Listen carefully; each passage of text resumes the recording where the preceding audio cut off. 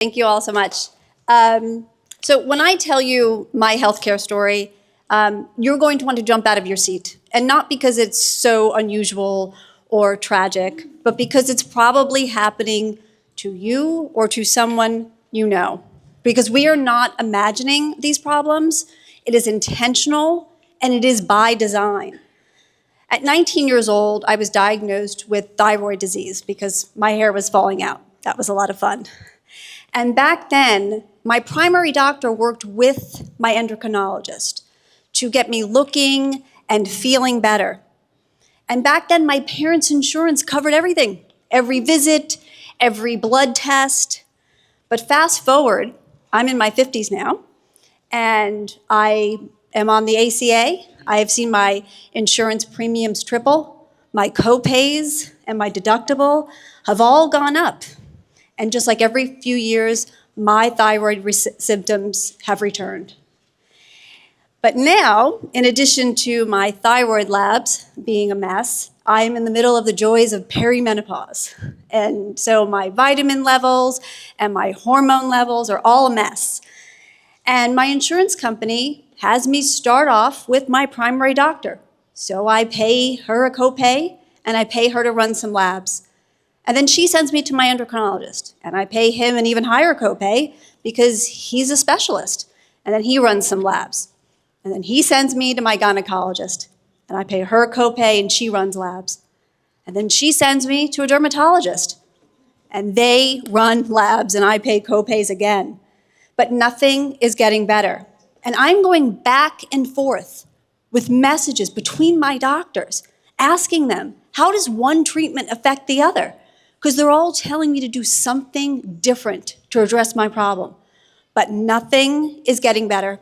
It's getting worse because they won't talk to each other. Because my insurance company doesn't pay them to talk to each other.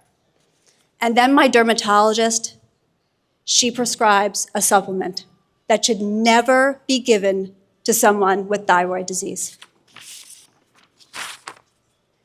And she doesn't document it properly in the system. So my endocrinologist does not catch it, and my symptoms get worse. And I eventually have to figure this out on my own because our healthcare system is not built around keeping people healthy and alive.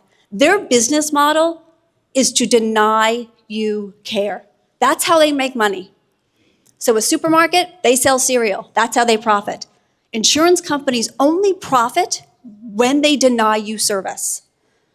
So they're not there to keep us healthy and alive. They are there to make billions of dollars a year. So much so that they funnel millions of it into our elected officials.